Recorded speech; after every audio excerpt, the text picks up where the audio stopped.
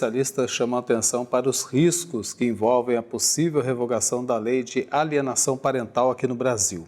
A medida é vista como um grave retrocesso na proteção de crianças e adolescentes, especialmente no contexto de conflitos familiares.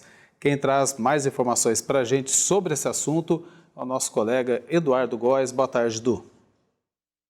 Olá, boa tarde para vocês aí no estúdio, boa tarde para quem acompanha agora a UTJ Aparecida. A gente vai entender agora um pouco mais a respeito dessa lei da alienação parental. Por isso eu converso agora com o advogado doutor André Rosa, que é especialista em direito familiar. Doutor, seja muito bem-vindo ao UTJ Aparecida. Primeiro, para a gente entender e para o nosso público que está em casa, o que é a lei da alienação parental? Uma boa tarde para o senhor. Boa tarde para você, Eduardo, para todos que nos acompanham, sempre uma satisfação.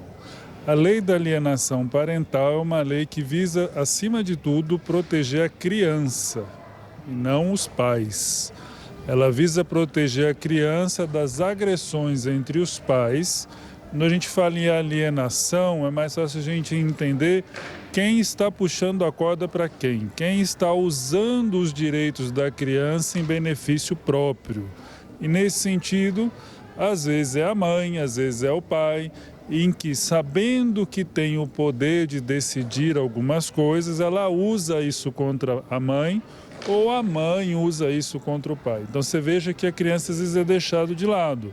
Então a lei de proteção da alienação parental visa, vamos proteger a criança dessa briga entre os dois. Então é uma proteção jurídica para a criança, para que ela tenha um ambiente saudável, seguro, que fique longe das disputas dos pais, das disputas de bens, das disputas de valores.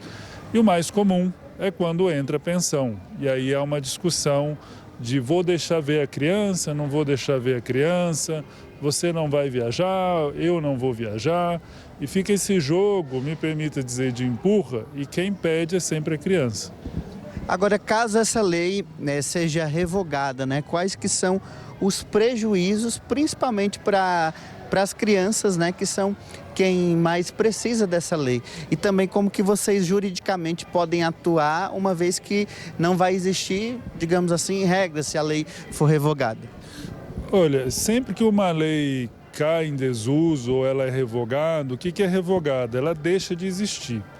Isso gera um certo prejuízo até no judiciário, porque o judiciário vai ter que se adaptar às leis existentes. Então, a primeira coisa, nenhuma criança, nenhuma família vai ficar sem proteção. O fato é que, especificamente, essas ações, elas vão ter uma outra roupagem, uma outra abordagem. E quais são essas leis?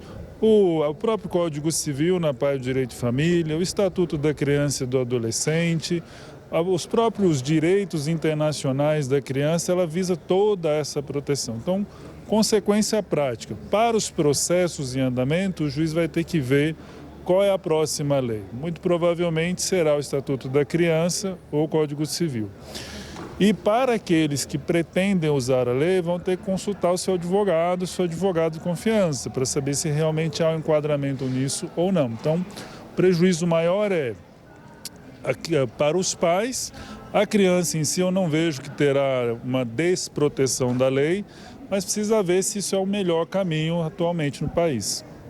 Agora, muitas vezes as mães, principalmente mulheres vítimas de violência doméstica, elas recorrem a essa lei também como uma forma de proteção a ela, a criança, a família, a estrutura do lar ali, Isso pode favorecer uma espécie de mais abusos cometidos por uma outra determinada parte? Pode acontecer, porque o que nós temos visto e acompanhado nos índices, nos observatórios de violência, inclusive, é que as mulheres estão sofrendo mais violência doméstica. Então, violência doméstica não é violência necessariamente contra a criança.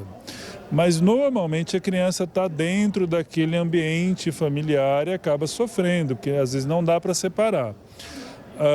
A violência, às vezes, que acontece com a mulher, ela é resolvida na lei de proteção à mulher. Violência contra a criança se resolve com a criança. Então, às vezes é preciso ver efetivamente onde que a gente vai ver. Na perícia nós vamos saber. Então, num processo judicial, é a perícia social que vai mostrar isso, a perícia psicológica que vai dizer, olha, realmente a criança é vítima de perseguição do pai, da mãe, ou de algum ente familiar. Pode ser, por exemplo, os avós também, que brigam às vezes pela guarda da criança. Então, a mulher necessariamente, vamos ter que ver lá na perícia, efetivamente, o que ela sofreu, o que a criança sofreu, o que o pai sofreu, para daí saber exatamente qual legislação aplicar. Ok, doutor, gostaria muito de agradecer a sua participação aqui no TJ Aparecida. Muito obrigado pelas informações. Eu deixo agora com vocês aí no estúdio. Uma boa tarde para vocês.